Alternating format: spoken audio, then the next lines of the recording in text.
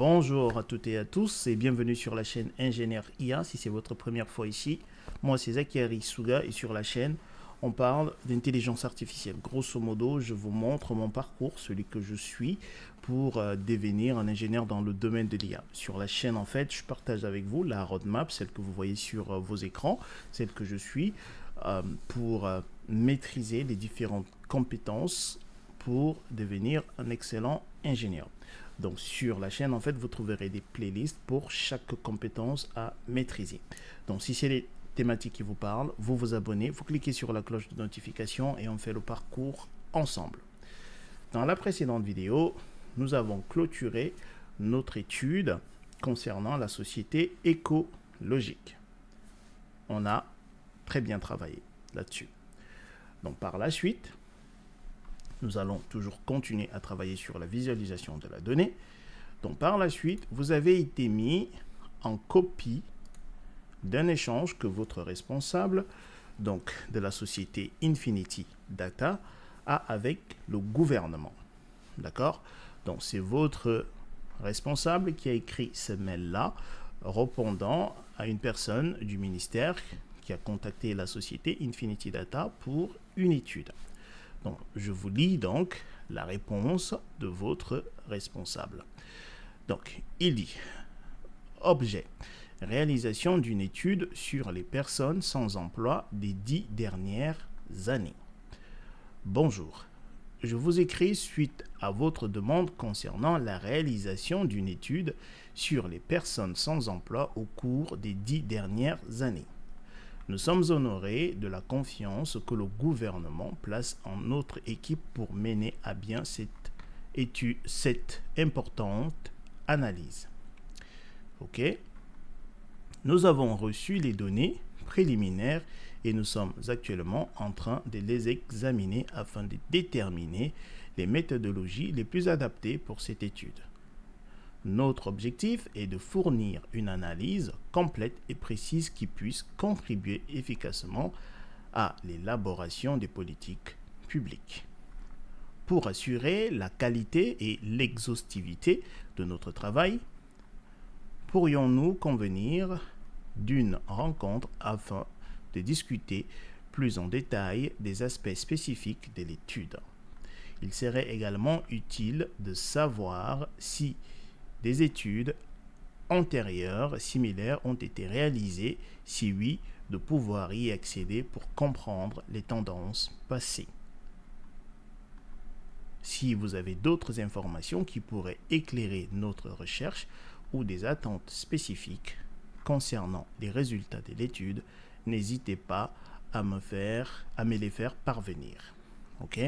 Je reste à votre entière disposition pour toute complément d'information et j'espère que nous pourrons bientôt discuter de ce projet passionnant. Cordialement. Très bien. Alors, ce qu'on va vous demander, vous ici, c'est de réaliser en fait cette étude, d'accord? Donc, l'étude dont le gouvernement souhaite avoir. Donc, le gouvernement, du coup, a mis à disposition de votre société, donc la société pour laquelle vous travaillez, Infinity Data, la donnée. D'accord? Donc, on va aller voir cette donnée-là. Donc, ici, dans notre fichier des clients, donc dans client ici, on a Gouv. D'accord? Et donc, ça, c'est le fichier en question. Donc, si on double-clique dessus, ok. Alors, qu'est-ce qu'on a ici? On a des âges, d'accord, la catégorie. Donc, on a de 16 à 19 ans, de 20 à 24, de 25 ans à 34 ans, etc., etc. On a le genre, on a la période. Donc, on va, en fait, ici, la période va de 2015 à 2025, ok. Et on a la colonne sans emploi, on a le nombre. D'accord? Ok. Donc, on a 4 colonnes et combien de lignes? Et 1708 lignes. D'accord? 1708, pourquoi? Parce que je compte pas l'en-tête. D'accord? Ok. Donc, et ici, nos données se trouvent dans la feuille data. OK? Très bien. Donc, ici, donc, je vais faire ceci. OK? Très bien. Donc, nous, on va se rendre dans Tableau. Et ici, on va cliquer sur Microsoft Excel. OK? On va aller chercher le fichier en question. On va cliquer là. OK? Alors, on va revenir quelques instants sur la donnée. D'accord? Ici, regardons. Nous voyons que ici, le 1er janvier 2016, d'accord, pour la catégorie 16-19 ans, d'accord, on a 92 000, d'accord, sans emploi, etc., etc. OK? Grosso modo, ce que nous allons réaliser dans cette étude, c'est de travailler avec des séries temporelles. OK? Donc, je vais fermer ça. OK? Je le mets de côté. Très bien. Donc, ici, on était là. Alors, dans une des vidéos, je vous avais parlé des modes de connexion, à savoir en direct et extrait. OK. Dans cette vidéo, nous allons voir le mode extrait également. OK? Donc, pour le moment, je peux soit directement cliquer ici, me mettre en mode extrait, ou je peux le faire ici, à ce niveau-là. Pour le moment, on est ici sur source de données. D'accord? On est là. Donc, si je clique ici, et regardez ici, hein, connexion en direct. D'accord? Si je clique là, sur feuille, OK? Donc, ici sur données, ce qu'on voit là, en fait, ici, ça nous indique qu'on est en mode en direct. OK? Donc, nous, on va travailler, on va être en mode extrait. Donc, c'est soit je le fais directement ici, ou je peux, donc ici, je peux faire clic droit, OK? Je viens sur extraire des données, je clique dessus, et du coup, j'ai cette fenêtre qui s'ouvre, donc je touche à rien ici, d'accord? Vous pouvez modifier, hein, mais on ne va pas le faire. Donc, je vais cliquer ici sur enregistrer. Et je vous avais dit dans une précédente vidéo que avec le mode extrait, grosso modo, on va travailler sur des données figées, pardon. Ce qui fait qu'en fait, là, on va extraire nos données et on les aura dans un fichier qui aura pour extension .hyper, d'accord? Donc, je vais cliquer sur enregistrer. Alors, vous voyez là, il a changé d'icône, d'accord? Ici. Très bien. Donc, qu'est-ce qui s'est passé? En fait, ce qu'on a fait là, c'est, je vais vous le montrer, on a ici, donc du coup, en fait, ce qu'on a fait, si je ramène cette fenêtre ici, on a copié nos données, on a extrait nos données, en fait, d'accord? Donc, on travaille sur une version figée, d'accord? Ce qui veut dire qu'en fait, si je venais à modifier la donnée qui se trouve ici, dans le fichier Excel, ça n'a pas d'impact ici, tant que je n'ai pas rafraîchi. OK? Donc ça, je le mets de côté. Maintenant, autre chose à connaître. Ici, Tableau a segmenté nos colonnes en deux catégories. D'accord? On va avoir des dimensions et on va avoir des mesures. Alors, c'est quoi la différence entre les dimensions et les mesures? Les dimensions qui sont ici, d'accord, en bleu par rapport à cette couleur ici, d'accord. Alors, les dimensions sont généralement des données de type qualitatif, qui sont souvent utilisées pour catégoriser, segmenter et relever les détails dans les données. Elles sont généralement des données de type textuel et date. Elles vont nous servir pour définir généralement les axes et les légendes. OK? Donc, les dimensions ici, c'est généralement des strings dans des textes, des dates. D'accord? Donc, il les a groupées ici. Ok, c'est généralement des données qualitatives. Ok, ici, on a en vert par rapport à ça, d'accord, on a les mesures. Ok, donc ici, en vert simplement par rapport au Jez qui est en vert là, on a les mesures. Donc les mesures sont des champs quantitatifs ou numériques. Donc dans Tableau, les mesures peuvent être utilisées pour effectuer des opérations mathématiques. Par exemple, lors de la création des champs calculés, ce qu'on a fait dans une précédente vidéo. D'accord? Donc on va généralement retrouver les mesures sur l'axe des ordonnées, dans l'axe des Y. Ok? Elles sont utilisées pour créer des valeurs agrégées. Ok? Très bien. Maintenant ici, si nous revenons sur source de données, nous savons que nous avons 4 colonnes et 1708 lignes. D'accord? Très bien. Donc, ici, sur feuille 1, là, on va prendre période. On va la mettre ici. OK? Et on va prendre la colonne sans emploi. On va la mettre ici, sur ligne. Et du coup, vous voyez ici, en bleu, c'est ici. Donc, c'est notre dimension. Et sans emploi, c'est notre mesure ici. Et on a ceci donc. Et on voit qu'on a le code couleur ici. D'accord? Dimension, mesure. Alors, si je venais à cliquer 2 fois ici, on voit que ici, plus bas, on a les dates, les années, pardon. Donc, Tableau a utilisé cette fonction-là pour extraire l'année de la colonne période. D'accord? Très bien. Donc, il a récupéré que des années. Sauf que cette colonne-là, d'accord, cette dimension-là se comporte comme une catégorie. D'accord? Très bien. Donc, il va aller de 2015 à 2025, cette catégorie. OK? Du coup, regardez. Si je clique ici, regardez là. Ici, je vais avoir année, trimestre, mois, jour, plus. D'accord?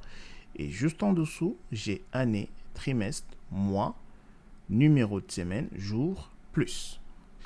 La question est, quelle est la différence entre ceci, année, et cette année-là?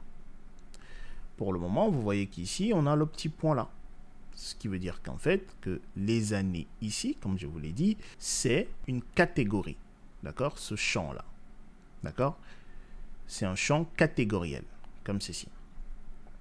Donc, du coup, si je venais à cliquer ici, et cette fois-ci, choisir année ici, vous voyez, c'est différent. Et regardez, là, ce n'est plus une dimension, parce que là, le code couleur a changé. Maintenant, c'est une mesure qui est là. Là, c'est vert. Et si je reviens en arrière, quand on avait année ici, regardez, c'est bleu. Et année plus bas, là, voilà. OK? Très bien. Donc, qu'est-ce qui se passe là? Donc, on va d'abord revenir en arrière et ce qu'on avait précédemment. Qu'est-ce qui se passe là?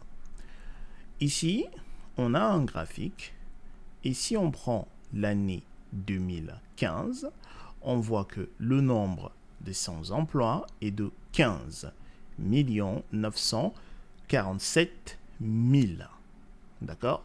Donc, comment est-ce que Tableau a sorti ce chiffre-là? Grosso modo, Tableau a fait ce qu'on appelle une agrégation. Autrement dit, on prend l'année 2015 et on additionne, d'accord, l'ensemble des sans-emploi. C'est ce qu'il a fait en fait pour trouver ce chiffre-là. OK? Très bien. Donc, c'est une agrégation.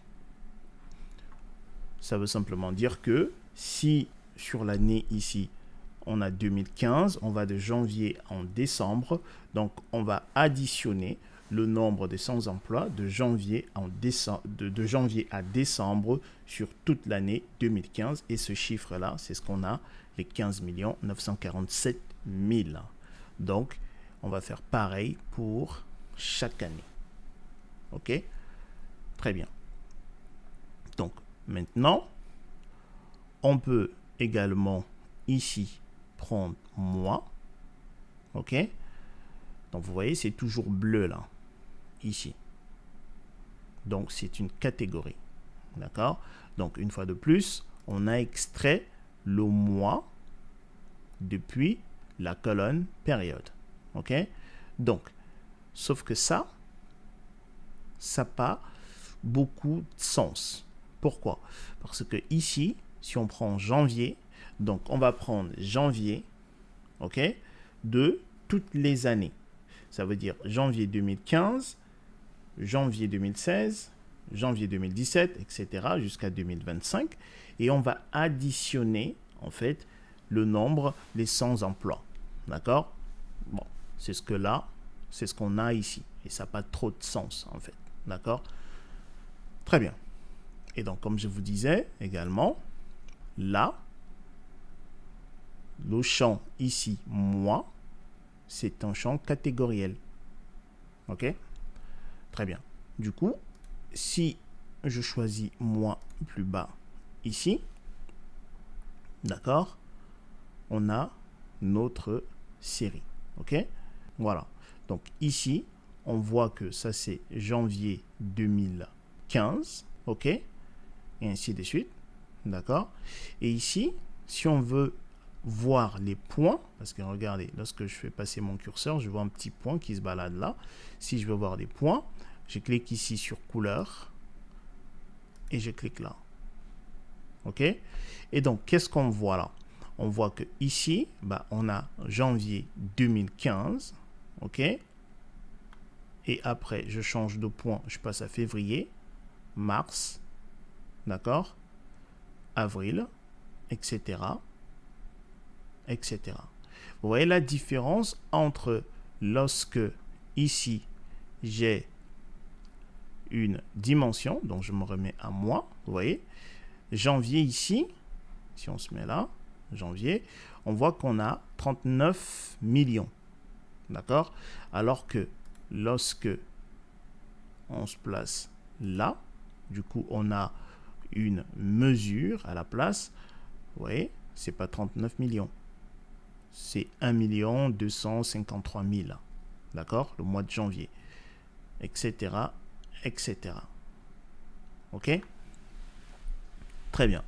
Donc, ici, une fois de plus, si je double-clique, on a utilisé cette fonction-là pour extraire le mois de la colonne période. Mais cette fois-ci, ce champ-là, c'est une mesure. OK? Et donc, avec ce graphique-là, on voit bien l'évolution du taux de chômage, d'accord, au fil des années. OK? Et on a également, comme vous pouvez le voir là, le taux de chômage au fil des années par mois. OK? Donc, on peut le changer, hein. Vous pouvez mettre ce que vous voulez par trimestre, par exemple. Ça réduit simplement le nombre de points lorsque je travaille, lorsque je change ici par trimestre, d'accord? OK? Donc, voilà. Très bien. Voici ce que je voulais partager avec vous dans cette vidéo. Donc, ce que nous avons vu dans cette vidéo, regardez ici, on est en mode extrait, d'accord? La connexion, elle est en mode extrait, on a ce symbole-là. Et si on souhaite mettre nos données à jour, si nos données venaient à changer sur, on va dire, le fichier source dont on nous a donné, donc on peut venir ici, clic droit, d'accord, et par la suite, on vient là, actualiser, d'accord, si on souhaite actualiser la donnée, c'est ici. OK? Très bien. Donc, nous avons vu donc comment travailler en mode extrait. Nous avons vu également la différence entre ici les dimensions et les mesures. OK? Donc, ce que nous avons vu également ici, c'est que ici, lorsqu'on utilise notre dimension, lorsqu'on utilise la colonne période ici comme une dimension et que on extrait le mois ou l'année, cette colonne-là se comporte comme une colonne catégorielle. D'accord? C'est ce qu'on a vu lorsqu'ici on avait le mois. D'accord? Ça, c'est une catégorie qui va de janvier à décembre. OK? Par contre, si on souhaite en fait voir l'évolution du taux de chômage, du nombre de chômage sur la période, on va transformer, on va faire en sorte que cette colonne-là soit de type mesure. Pour cela, on va utiliser la donnée qui se trouve ici, plus bas. D'accord? Donc ici, on va choisir mois. Et on a ceci. On voit bien l'évolution du taux de chômage, du nombre de demandeurs d'emploi, pas le taux de chômage, c'est le nombre de demandeurs d'emploi, d'accord, par mois au fil des années. OK? Voici ce que je voulais partager avec vous dans cette vidéo. Dans la prochaine vidéo, nous continuerons à travailler sur cette étude. Si vous avez des questions, comme d'habitude, dans la section commentaires, vous me les posez et je répondrai. Portez-vous bien. Peace.